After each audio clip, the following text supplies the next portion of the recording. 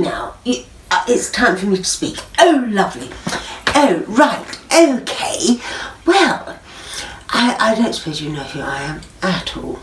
Sometimes wonder that myself, actually. But my name is Marjorie Philpott, don't you know? Well, you won't be aware, but I'll just fill you in a little bit of my background. Obviously, I come from a village called Lochverurie. It's a small hamlet just outside Glasgow. Lovely, lovely setting. And the villagers, well, they're not just neighbours, you know. They become your friends. And they do want to know what's going on in your life. Not a great deal in mine, fortunately. But, you know, I can forgive that, really, because it is coming from a good place, so to speak, anyway. But I'm involved with all the village activities. I'm a very good organiser, even though I say it myself. But I am good at that sort of thing. So people rely on me to, well, basically just organise things. Village fete, the Christmas fair, bonfire night, anything and everything really. I'm on the council, obviously, as well, so that helps a great deal. But that keeps me very busy. And then, of course, how did I leave it to second place? My pug, Henry. He is the cutest little pup, really. I mean, not everyone agrees, I know that, but to me, he is my little hero. I breed from him because I have kennels, don't you know? So as you can appreciate, I have a very busy lifetime with the kennels, with the organising, everything really. But there we are. It keeps me busy and I like to be busy. But Henry is my stud dog, and he's not here at the moment because he's just having a lay down somewhere, I expect. Pugs do that a lot, don't you know? They like to lay down. They don't like to move around too much. But, so, sorry, Hugh. You mentioned I'm waffling. Right, oh, no, got it. So, I've just had a little tap on the wrist there from Hugh, our director, but he's still smiling at me, so it can't be that bad, really. Well, nothing can be that bad. No one's died, have they? Anyway, now I know I'm waffling because I've forgotten entirely where I'm supposed to talk. Oh yes, the reason why I'm here. I am here because Georgie, who happens to be a friend of mine, Flora, it's her daughter. And Flora, in actual fact, she's the lady, a very clever lady, very talented lady, and she's written a book, would you believe? Well, it's entitled Lochverurie, and she's just given us all a little bit of space in her book. It's wonderful, absolutely wonderful. And so she was talking to me the other day about a friend of hers that had this particular problem, and she asked me, I wouldn't at all, I just would not interfere and voice my opinion, just not my way. Anyway, as I say, she mentioned this problem and asked me my opinion, my advice, which I readily gave because I'm very good at that as well. And lo and behold, would you believe, the matter got sorted. Just sorted. And so at that point I was writing in a column in George's magazine as an agony aunt, and then Flora said, well, why don't you just take it the next step, Marjorie, and go on the internet? Well, can you imagine my reaction? Oh, good Lord, no. No. And then I thought about it, and everyone seemed to think it was a jolly good idea. So I thought, oh well, in for a penny, in for a pound. I mean, as if I haven't got enough to do. Now I've got this little YouTube channel, but I think I'm going to like it actually. Oh good. Sorry, one moment, terribly sorry. What is it, Hugh? You keep making funny hand gestures there and I really don't understand. Oh, right, okay. Apparently, when he goes like this, it means that I'm waffling and I've got to get back to the point again. Well, had he told me that in the beginning, I would have done that. I would have understood. But he didn't tell me. How was I to know? First time around. Quite a novice at this little game. Anyway, where was I? So, I mean, eventually I will get round to the point, but here we go. Yes, I know. Anyways, so I'm going to, in actual fact, I've thought a great deal about this, and I'm going to recall one of my earlier cases that again was a success. So as this is the first one, I thought I'd give you something just as an example of the work that I do basically. So a friend of mine came to see me, this was quite some time ago, a friend of mine came to see me and we were chatting etc, and I happened to ask after her only son, and his name was Giles. And she almost burst into tears, bless her. And I said, oh, good Lord, what's the matter? And she said, well, it's just that he's got himself mixed up with this girl. And he seems very fond of her.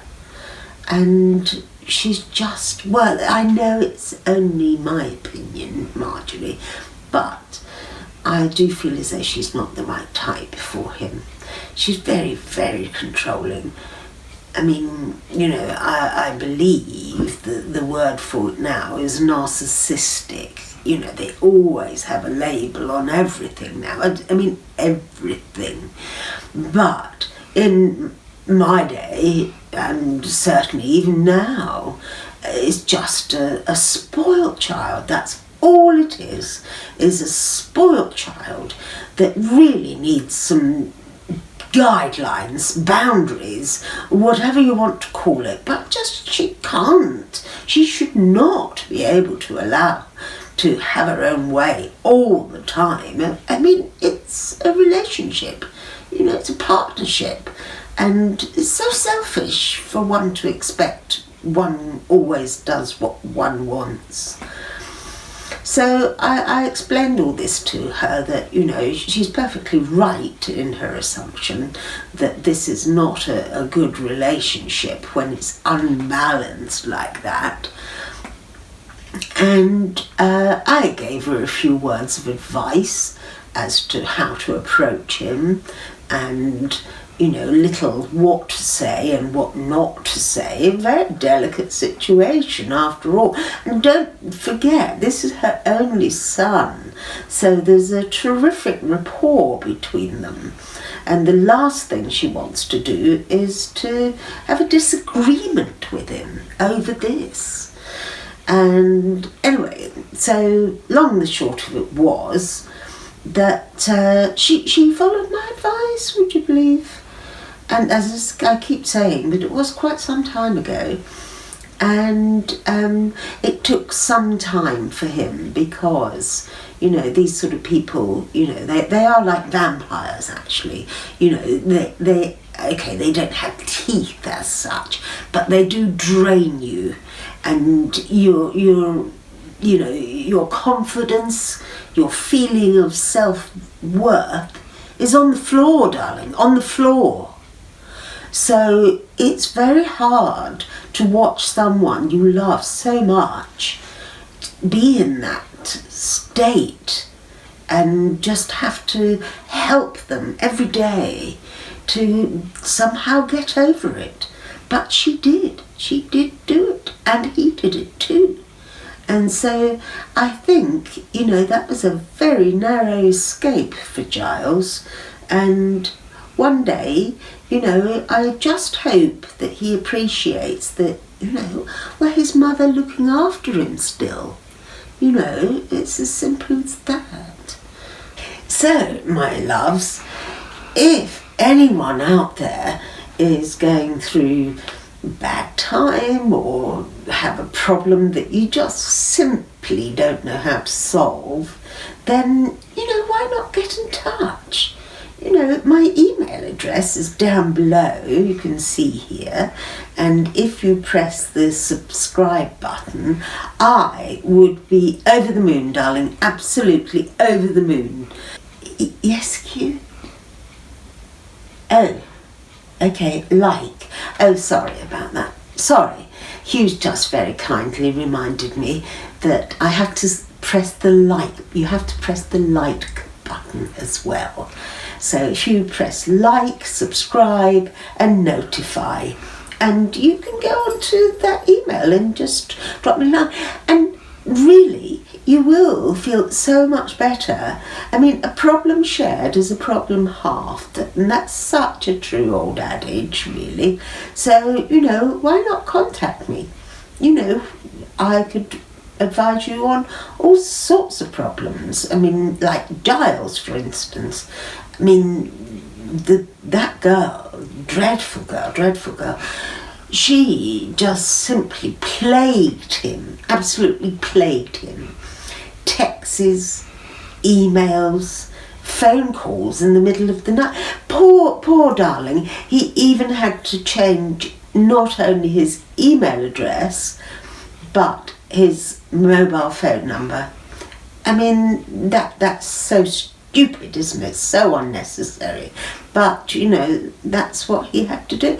A complete breakaway. So it's little steps that one has to do in life. And then you can't just jump automatically and get a solution. It all takes time. But, as I say, with a little patience and help from one another, we can all get there, can't we? I mean, in these days, it seems as though no one talks to each other. They're also busy texting and, on the phone. But why doesn't people write letters? Why don't they write letters anymore? It's a dying art, isn't it, really? But, it's a different age and we have to live in it. So, but I do feel there's a lack of communication. And, that, to my mind anyway, just absolutely spells disaster, really. Just learning, really, because it is an art. You can learn it to be more patient and just be better at listening, really, or thinking of others. That's it. That is it in a nutshell. It's just putting one in someone else's place. That's it. And then once you've done that, you totally understand, really. And so therefore, I mean, it's logical, as day follows night and night follows day. It leads to better relationships because each partner knows what the other one's thinking. But all this deep thinking and keeping thoughts to oneself, no, I've never agreed with that. So, and I've never lived my life like that either. I've always been quite direct and to the point. But it just makes my life easier and their life easier, really, if one speaks one's mind. And therefore, if a problem does arise, then, talk about it and the air is cleared and there's no harbouring bad feelings or resentment or anything like that, really. It was very satisfying somehow to help my friend and consequently help her son. So, it does make one feel rather good about how you're living your life. You're doing good, and if lots of people did that, then wouldn't it just be a lovely, lovely place?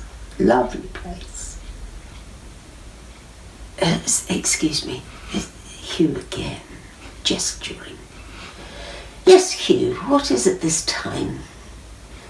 Why are you making that? What?